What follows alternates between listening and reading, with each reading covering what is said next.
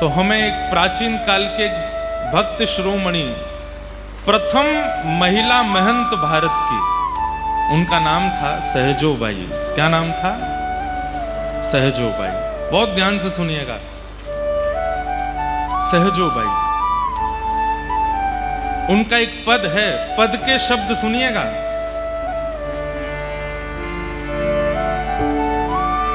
गुरु ना बिसारूं, गुरु ना बिसारूं, मैं राम तज डारूं, गुरु ना बिसारूं, मैं राम तज डारूं। ये बोलने की सामर्थ्य किसी में नहीं है इस समय संसार में। क्या कह रही है सहजोबाई? मैं परमात्मा को छोड़ सकती हूं लेकिन अपने गुरु को नहीं छोड़ सकती। उनके गुरु जी उनके खुद के ही परिवार के बड़े भैया थे, उनका नाम था श्री श्यामचरण दास जी महाराज। ध्यान से सुनिएगा, गुरु निष्ठा कैसी होती और गुरु कृपा कैसी होती। सहजोबाई अपने विवाह के मंडप में बैठी थी। अपने पारिवारिक एक बड़े भैया थे, उनको उनकी रहनी से उन्होंने उनको अपना गुरु मान लिया। उनके विचार, उनकी रहनी, उनकी बातों से उनको अपना गुरु मान लिया। जब वो विवाह मंडप में बैठी तो सारा परिवार इकट्ठा हो गया। फेरे का समय आया तो उठी नहीं। पिता ने कहा, बेटी फेरे लेने तुम उठ क्यों नहीं रही हो? तो सहजोबाई कहती हैं, हमारे गुरुदेव नहीं आए, श्यामचरण दास जी नहीं आए। परिवार के लोग बोले, वो तो घर परिवार छोड़ चुके हैं, विरक्त हो चुके हैं, महात्मा हो चुके हैं, वो विवाह में कैसे आएंगे? सहजोबाई बोली, मैं विवाह तभी करूंगी जब मेरे गुरुदेव आके आशीर्वाद देंगे। पूरा परिवार दौड़ा दौड़ा गया, बीच में ब्याह रुका है। सबने जाके प्रार्थना की कि सहजो फेरे नहीं ले रही है। वो कह रही है, आप जब आओगे आपको देख करके विवाह करेंगी। श्यामचरण दास जी महाराज ने मन बनाया और विवाह में ना जाने वाले महापुरुष आए।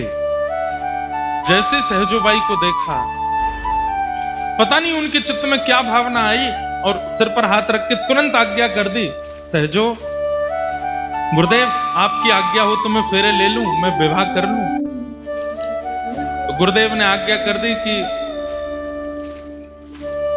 मत करो, ये विवाह तुम्हारे लिए उचित नहीं है। तुम्हारे अंदर जो निष्ठा है, जो भावना है, जो प्रेम है संतों के प्रति, भगवत प्रति, गुरु के प्रति, उससे तुम्हारा गृहस्थ में प्रवेश करना उचित नहीं होगा, अन्याय होगा,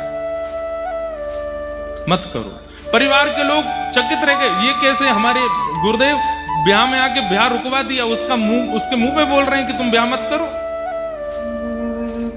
सहजोबाई ने तुरंत अपना सब ब्याह का वस्त्र सब उतार दिए और सामान्य वेश धारण कर लिया। बोले, गुरु आज्ञा हो गई, अब ब्याह नहीं करूंगी। चली गई सब छोड़ करके। दिल्ली में स्थान है सहजोबाई का, और वहीं रह करके बस अपने गुरु का स्मरण करते। एक दिन उनकी गुरु निष्ठा पर ठाकुर जी रीझ गए।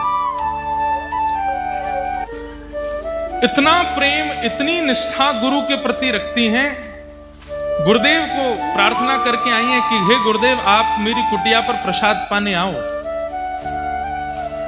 तो श्री श्यामचरण दास जी ने एक समय दे दिया कि हम इतने प्रहर पर तुम्हारे यहां आएंगे। उसी दिन ठाकुर जी भी रीझ गए उनकी भक्ति से। सब लोग इधर देखो, ध्यान से सुनना। गुरु जी ने कहा, कल हम इतने प्रहर पे तुम्हारी कुटिया आएंगे प्रसाद पाने के लिए। ठाकुर जी भी उसी प्रहर का प्रतीक्षा कर रहे हैं। बोले, मैं भी उसी समय जाऊंगा और देखता हूं सहजो मुझे पहले प्रणाम करेगी कि अपने गुरुदेव को करेगी। देखता हूं कैसी भक्ति, कैसी निष्ठा।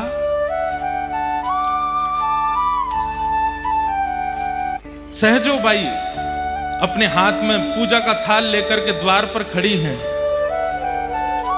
और तभी सामने मार्ग में दिखाई देते हैं श्यामचरण दास गुरुदेव।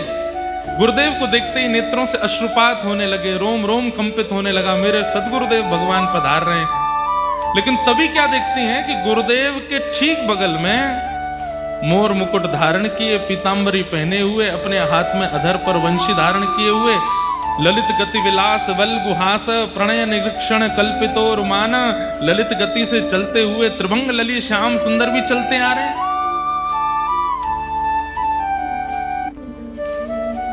बहुत प्रसिद्ध दोहा है, सब बोलते हैं गुरु गोविंद दोनों खड़े काके लागू पाए, बलिहारी गुरुदेव की मोहि गोविंद दियो बताए। पर सहजो बाई की लीला में जो हुआ वो आप सोच भी नहीं सकते। गुरु भी आ रहे हैं, गोविंद भी आ रहे हैं, और सहजो बाई के हाथ में एक थाली लगी है। मैंने जब ये कथा पहली बार पढ़ी तो मैं यहीं रुक गया और मन में विचार करने लगा कि अगर सहजो बाई की जगह मैं होता तो मैं क्या करता।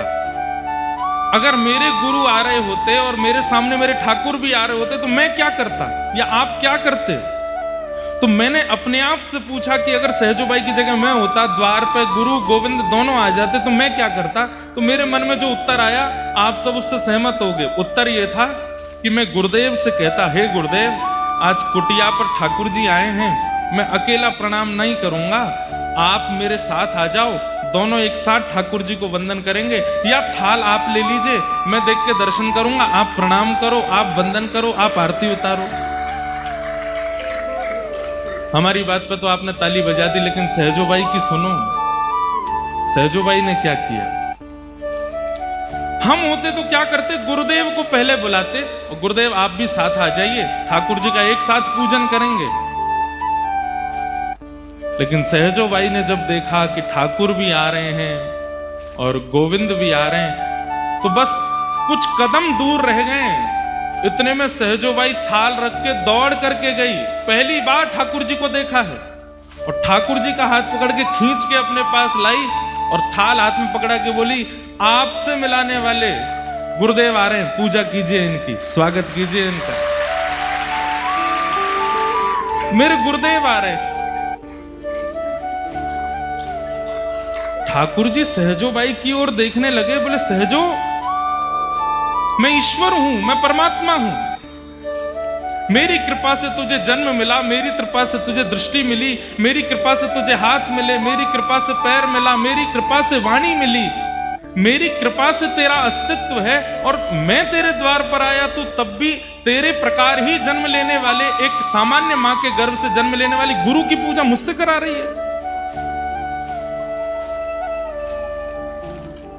सहजो बाई कहती हैं, हे नाथ, आंख आपने दी पर इन आंखों से देखना किसको चाहिए ये तो गुरु ने बताया। हाथ आपने दिए पर इन हाथों से सेवा किसकी करें ये तो गुरु ने सिखाया। शरीर आपने दिया पर इस शरीर से अगर गुरु नहीं मिले होते, शरीर आपने दिया तो इस शरीर से हमारी गति तो अधम ही होती, हम तो नरक में ही जा रहे होते। पर हमें वैकुंठ का मार्ग दिखाने वाले तो गुरु हैं। आपने पंच इंद्रियां दी, आपने सब कुछ दिया, पर इन सब कुछ का सदुपयोग सिखाने वाले तो गुरु है ना। अब ज्यादा बात नहीं बनाओ, चलो गुरुदेव की पूजा करो।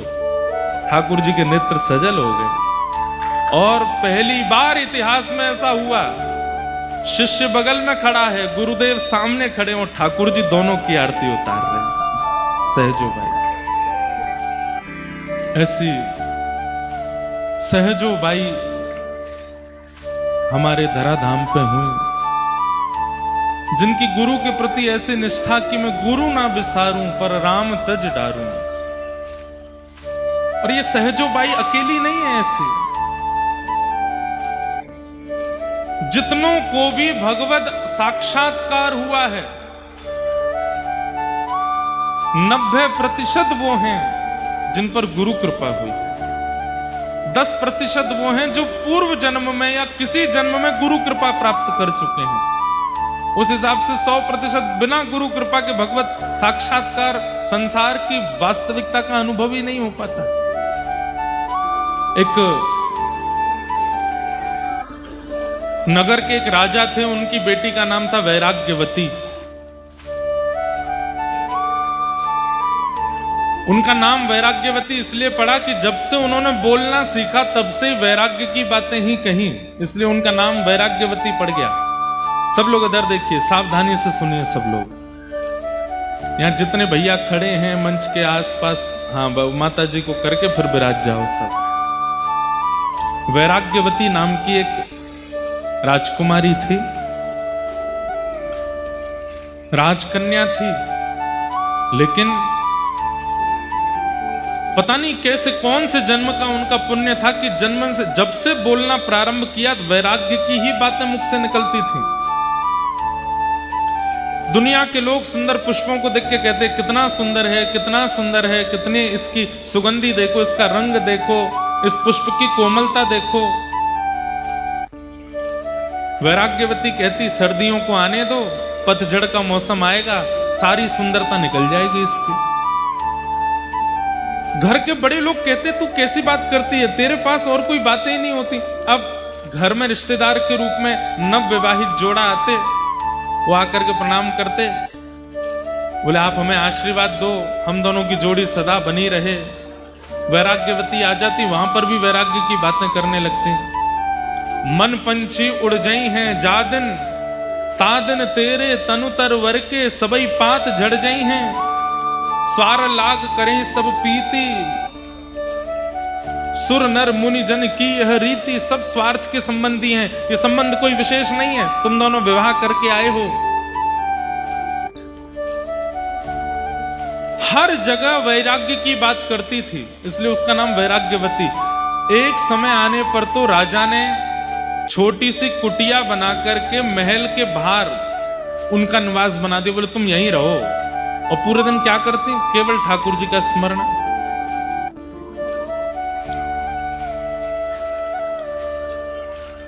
वैराग्यवती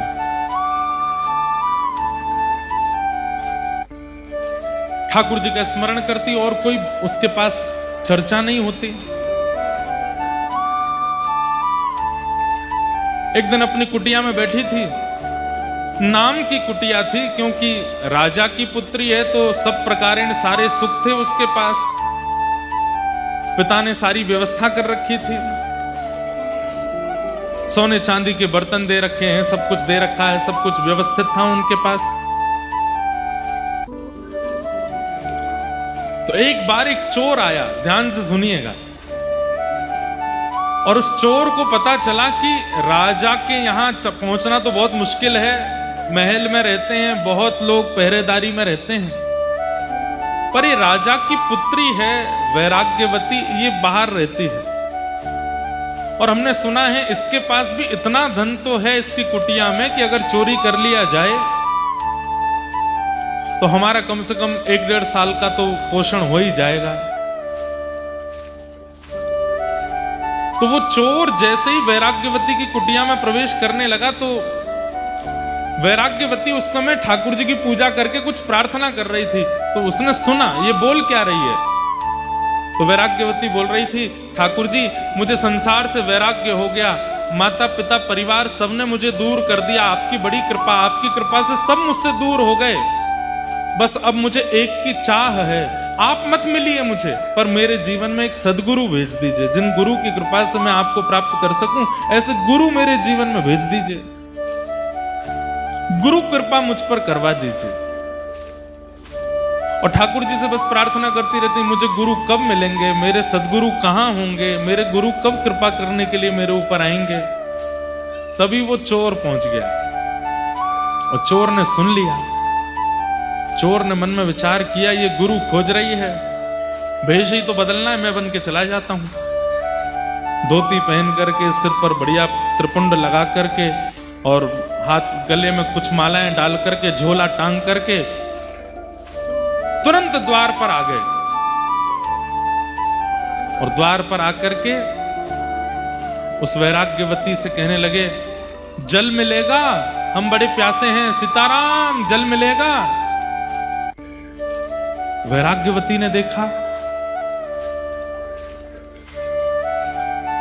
देख करके बोली, मेरे द्वार पर संत आए हैं। तुरंत जल लेकर के आई और जल ला करके जैसे प्रस्तुत करने लगी तो वो चोर जो संत का रूप धारण करके बोला, अरे अरे सुनो, प्यास तो मुझे बहुत लगी है, लेकिन मेरा एक नियम है, क्या, मैं जब तक दीक्षा नहीं दे देता, जब तक अपना शिष्य नहीं बना देता तब तक उसके हाथ से कुछ पाता नहीं हूं। मैं केवल शिष्यों के हाथ से ही जल पीता हूं, शिष्यों के हाथ से प्रसाद पाता हूं। अब प्यास तो मुझे बहुत लगी है, रात्रि का समय, सब सो रहे हैं और तुम्हारे हाथ से पानी पीना है, प्यास तो बहुत लगी, लेकिन बिना शिष्य बनाए कैसे पीऊं?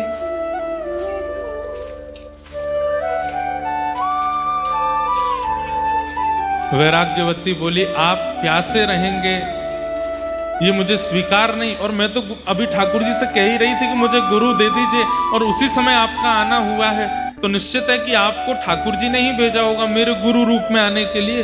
आप एक काम कीजिए, जल का पात्र बाद में आप पी लीजिएगा, मुझे दीक्षा दे दीजिए। हाँ, ये काम बढ़िया रहेगा, बैठो। और चोर ने अब उसको जो भी आता था मंत्र वंत्र बोलना, जो उसको राम नाम याद था या जो भी नाम याद था, कान में बोल दिया और गले में एक माला पहना दी, तिलक कर दिया, बोले आज से तुम मेरी शिष्या हो, लाओ अब जल पिलाओ। जलपान कर लिया। जलपान करने के बाद में गुरुजी बोले, बेटा अब हमको आगे अपने आश्रम की ओर जाना है और आश्रम का बहुत बड़ा उत्सव आ रहा है, उसकी व्यवस्था भी करनी है। जी गुरुदेव आप आज्ञा करो।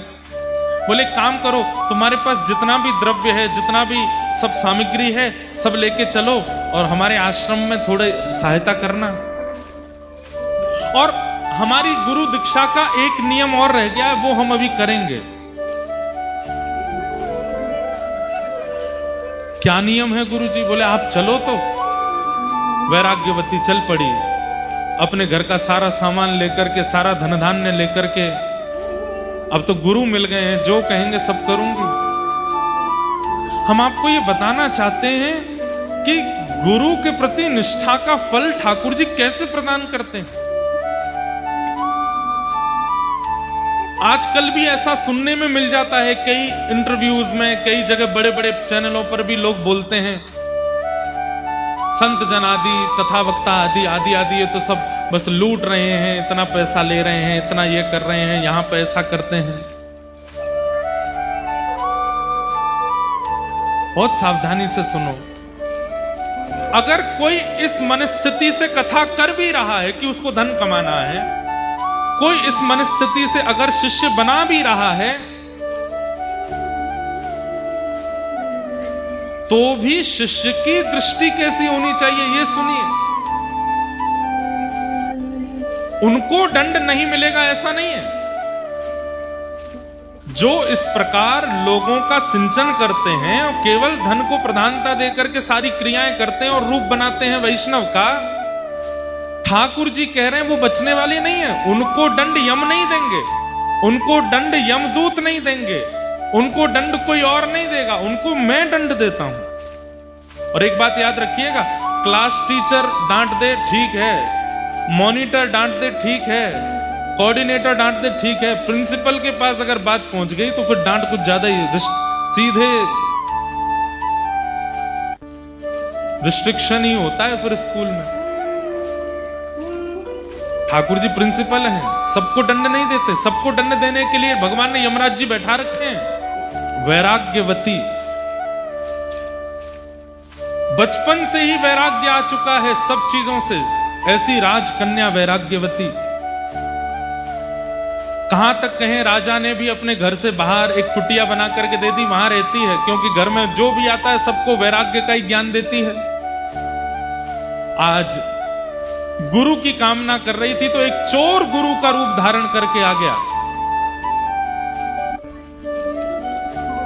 और कहा कि मैं जल तो तभी पीऊंगा जब दीक्षा लोगी। दीक्षा ले ली। दीक्षा लेने के बाद में उस चोर ने कहा कि हमारे शिष्यत्व बनाने की एक विधि जो है वो जंगल में होगी, हमारे साथ चलो। तो राजकन्या वैराग्यवती गुरुदेव के चरणों में सब कुछ अर्पित करने के लिए जितना सोना चांदी, जितना धन धान्य उनके पास था, सब इकट्ठा करके अपने साथ अपने गुरुदेव के साथ जा रही है। बीच घनघोर जंगल में जाकर के उस चोर ने विचार किया, यहां राजा की सेना मुझे नहीं ढूंढ पाएगी और मैं यहां इसके पास जितना धन है सब चुरा करके यहां से भाग जाता हूं। पर यह भी एक तरीके से भागूंगा। कैसे? वैराग्यवती से कहा, वैराग्यवती इधर आओ। जी गुरुदेव आज्ञा करो। ये जितनी पोटली सामान सोना चांदी सब नीचे रख दो। रख दिया गुरुदेव, आज्ञा करो। पेड़ के पास खड़ी हो जाओ। पेड़ के पास खड़ी हो गई। एक बड़ी रस्सी लेकर के आए वो चोर, और उस रस्सी से वैराग्यवती को बांध दिया और कहा, अब तुम्हारी असली दीक्षा हो रही है। क्या करना होगा गुरुदेव? बोले, जब तक मैं लौट करके ना आऊं तब तक तुमको यहीं बंधे रहना पड़ेगा, और तुम अगर यहीं बंधी रही तो तुम्हारी दीक्षा पूर्ण होगी। फिर तुम जो चाहोगी, जिस ठाकुर का दर्शन, जिस भाव का दर्शन, जिस लोक की प्राप्ति, वो सब तुमको मैं गुरु कृपा से तुमको प्रदान करूंगा।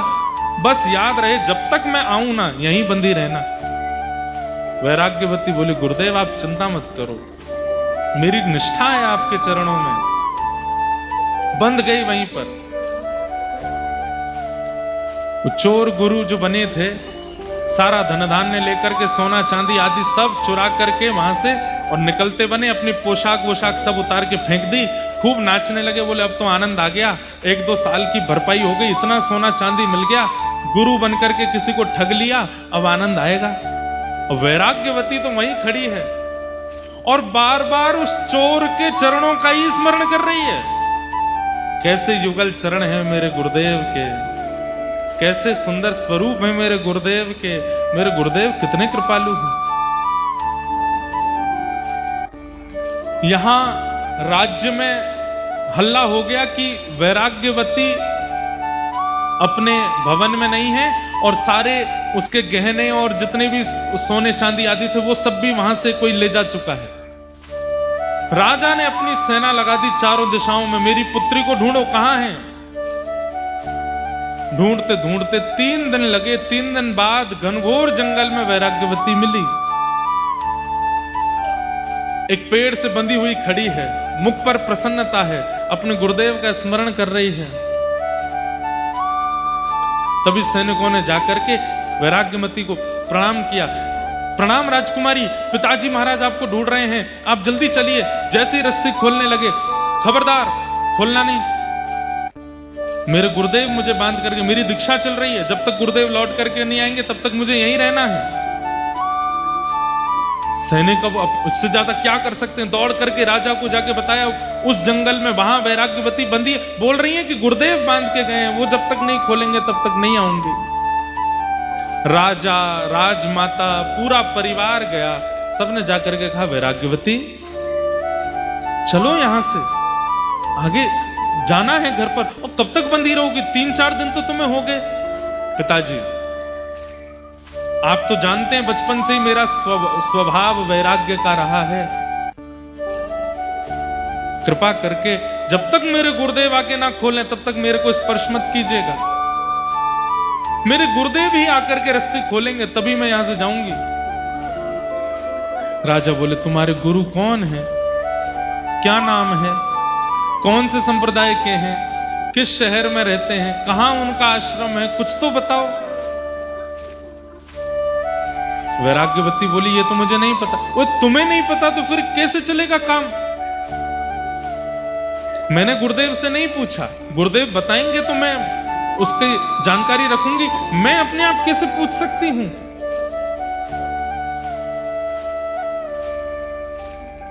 राजा बोले, क्या करें, बड़े बड़े आचार्य, बड़े बड़े राजघराने में जो संत महापुरुष थे, सबने आकर के वैराग्यवती को समझाने का प्रयास किया।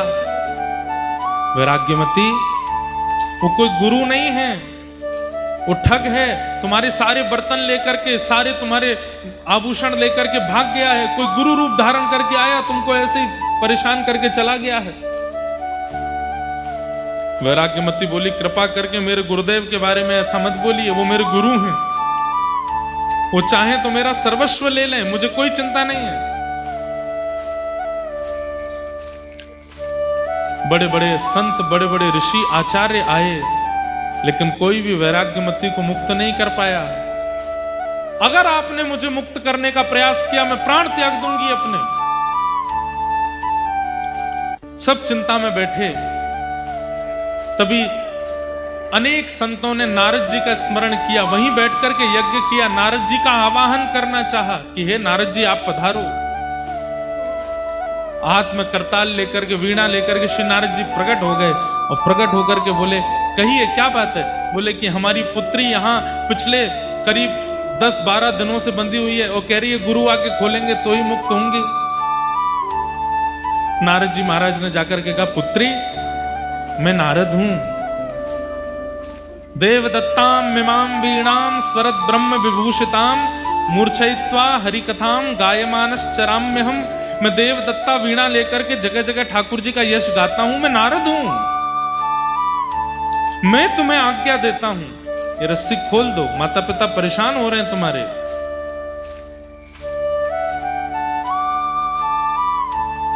और तुम जिस गुरु के लिए यहां बंधी हुई हो वो गुरु नहीं है, वो कोई और है।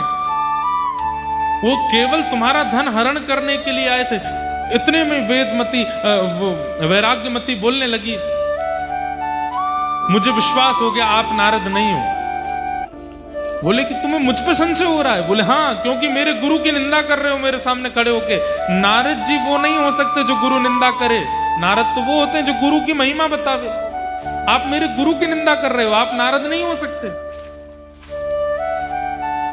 नारद जी हार गए, राजा हार गए, पूरा परिवार हार गया, लेकिन वैराग्यमती ने रस्सी नहीं खोली। अंत तो गत्वा नारद जी ने जाकर के भगवान से कहा, बोले भगवान घनघोर कलयुग आ गया है। बोले क्यों? बोले एक चोर समान गुरु की बात मान करके एक वैराग्यमती नाम की कन्या अपने आप को पेड़ से बांध करके खड़ी है।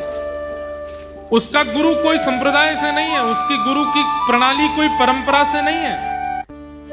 घनघोर पापी एक चोर जबरदस्ती गुरु दीक्षा देकर के चला गया और उस वैराग्यमती को देखो बंद करके खड़ी है एक पेड़ से।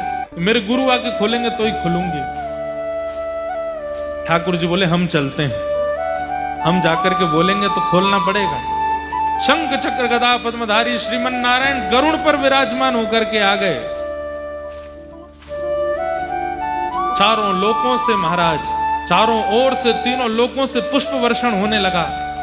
ठाकुर जी प्रकट हो गए, वैराग्यमती के नेत्र सजल हो गए, पूरा परिवार धन धन्य हो गया। ठाकुर जी प्रकट हो गए, ठाकुर जी प्रकट हो गए। ठाकुर जी ने प्रकट होकर के वैराग्यमती को देखा, बोले हम तुम्हारी निष्ठा पे बहुत प्रसन्न हैं। ऐसी गुरु निष्ठा, ऐसी गुरु निष्ठा कि तुमने इतने महीनों से अपने आप को पेड़ से बांध करके रखा है। हम तुम्हारी निष्ठा से बड़े प्रसन्न हैं। अब हम आज्ञा करते हैं, तुम ये रस्सी खोल दो। और जिन गुरु का मंत्र लेकर के और जिन गुरु से दीक्षा लेकर के तुम यहां खड़ी हो, वो गुरु नहीं है, वो एक चोर है, वो सामान्य व्यक्ति है, केवल तुमको ठगने के लिए गुरु का रूप धारण करके आया। वैराग्यमती के नेत्र सजल हो गए, ठाकुर जी के चरणों में वहीं से सिर झुका करके प्रणाम करती हुई बोली कि नाथ, पिता ने आकर के रोका, कुल गुरु ने आकर के रोका, नारद जी ने आकर के रोका, सबने एक ही बात कही कि मेरे गुरु चोर हैं, मेरे गुरु गुरु नहीं है, मेरे गुरु ठग हैं। सबने गलत गलत शब्द कहे, पर मैं मानती रही कि मेरे गुरु ही परम सत्य हैं। और आज तो इस बात पर प्रमाण हो गया कि मेरे गुरु सर्वोपरि है। भगवान बोले मैं निंदा कर रहा हूं तो भी तुम मान रही हो सर्वोपरि। वैराग्यमती कहती है, जिन गुरु के जीवन में आते ही कुल गुरु के पास मुझे नहीं जाना पड़ा, वो यहां आ गए, नारद जी यहां आ गए और अंततोगत्वा ठाकुर जी यहां आ गए, वो गुरु नकली कैसे हो सकते? जिन गुरु की दीक्षा प्रदान करते ही ठाकुर जी को मेरे सामने आना पड़ गया। अरे लोग हजार वर्ष तक तप करते रह जाते हैं, आप उनकी तरफ देखते तक नहीं हो। यहां पर 11 दिन मुझे बंधे हुए पेड़ से और मेरे गुरु बांध करके चले गए और बोल करके गए, जब तक मैं ना आऊं तब तक खोलना नहीं। अगर मैंने पहले ही खोल दिया होता तो आज आपके दर्शन होते, नारद जी के दर्शन होते, इतने युग पुरुषों के दर्शन होते। ये मेरी गुरु की वाणी और ये मेरे गुरु की कृपा है। भगवान बोले जय हो, चलो अब हम आज्ञा कर रहे हैं, खोल दो। बोले ना, जब तक गुरु जी नहीं खोलेंगे तब तक नहीं आऊंगी। भगवान ने नारद जी को बोला, हे नारद क्या करो, हनुमान जी को बुलाओ। हनुमान जी आए। हनुमान जी के प्रकट होते ही वैराग्यमती बोली, अब तो और विश्वास हो गया कि मेरे गुरुजी, देखो हनुमान जी भी आ गए। अरे हमने इनको अपने काम से बुलाया। बोले किसी भी काम से बुलाया, दर्शन तो मुझे हो रहे हैं ना। अरे हनुमान जी बड़ी दिक्कत आ गई है, तुम एक काम करो। हनुमान जी बोले क्या करना है? इसके गुरुजी खोज के लाओ। हनुमान जी गए, वैराग्यमती अपने गुरु का परिचय दो। बोले परिचय कुछ नहीं पता, बस इतना पता वो मेरे गुरु हैं। कहाँ रहते हैं, क्या नाम है, क्या, कुछ नहीं। अरे 10 मिनट पहले दीक्षा हुई, 10 मिनट बाद गुरुजी बांध के चले गए, मुझे कुछ नहीं पता उनके बारे में। और देखो इतनी कम जानकारी होते हुए भी कैसी गुरु कृपा हुई मेरे ऊपर। भगवान से हनुमान जी बोले क्या करना है भगवान? ये तो बावली है गुरु के पीछे। हनुमान जी इसके गुरु को खोजना है, और वास्तविक में वो सिद्धियों से ही पता चलेगा इसके गुरु कहां हैं। तो आप अपनी अष्ट सिद्धियों को प्रकट करके थोड़ा विचार कीजिए, ढूंढिए कि इसके गुरु कहां हैं। हनुमान जी ने अपनी नवनिधि अष्ट सिद्धियों को प्रकट किया और अपने मंत्र शक्ति से ढूंढा। तो ढूंढते अरे राम राम राम राम, क्या हुआ? बोले पास के राज्य में एक नगर सेठ है, उसके यहाँ पर चोरी कर रहे हैं इसके गुरुजी। बोले वही हैं इसके गुरुजी, लेके आओ। बोले चोर गुरुजी हैं? बोले हाँ। इतने में हनुमान जी महाराज तो अंतर ध्यान हुए, गदा लेकर के तुरंत प्रकट हो गए। गुरुजी यहाँ तिजोरी में से सामान निकाल रहे थे। पीछे मुड़ करके देखा तो पवन पुत्र हनुमान। हनुमान जी को देख करके गुरुजी, हे भगवान आप कैसे आ गए? हनुमान जी बोले चलो हमारे साथ, तुमको ले जाने आए हैं। बोले कि मैंने तो उम्मीद रखी थी कि यमदूत आएंगे, लेकिन आप आए हो, रामदूत आए हैं। मैंने ऐसे ऐसे काम किए कि मुझे तो लगा कि यमदूत ही आएंगे मुझको लेने, लेकिन आप आ गए नाथ, बड़ी कृपा। हनुमान जी लेकर के पहुंचे। जैसे ही प्रकट हुए हनुमान जी गुरु जी को लेकर के, आहा शंख चक्र गदा पद्म धारण करके गरुड़ जी पर भगवान बैठे हैं, नारद जी बैठे हैं, बड़े बड़े देवता बैठे हैं, और सारा राजवंश खड़ा है, और एक पेड़ से बंधी हुई वैराग्यमती खड़ी। सबका दर्शन किया पहले तो चोर गुरुजी ने, सब क्रोध में देख रहे हैं उनको। बारे चोर, गुरु बनकर के ऐसी दीक्षा देकर के गया। जैसे ही वैराग्यमती को देखा, अब चोर बोलता है तू अभी तक बंधी है यहीं पे? वैराग्यमती बोली गुरुदेव आप आज्ञा करके गए थे कि जब तक आप नहीं खोलोगे तब तक मैं यहीं बंधी रहूंगी। भगवान ने कहा सबसे पहले तो इसको मुक्त करो। जा करके जैसे ही रस्सी खोली, वैराग्यमती ने चरणों में प्रणाम किया। भगवान गुरुदेव आपकी कैसी कृपा, 10 मिनट आपने मुझे दीक्षा प्रदान किया, रस्सी से बांध करके गए। आपकी कृपा से श्री हनुमान जी का दर्शन, नारद जी का दर्शन, पिता महाराज का दर्शन, गुरुदेव का दर्शन, ठाकुर जी का दर्शन हो गया। गुरुदेव आपको वंदन करती हूँ, प्रणाम करती हूँ। भगवान ने हनुमान जी की ओर देखा, नारद जी की ओर देखा। सब साधन मुझे प्राप्त करने के एक तरफ, हनुमान जी देख लीजिए, और गुरु निष्ठा एक तरफ। ये गुरु निष्ठा है।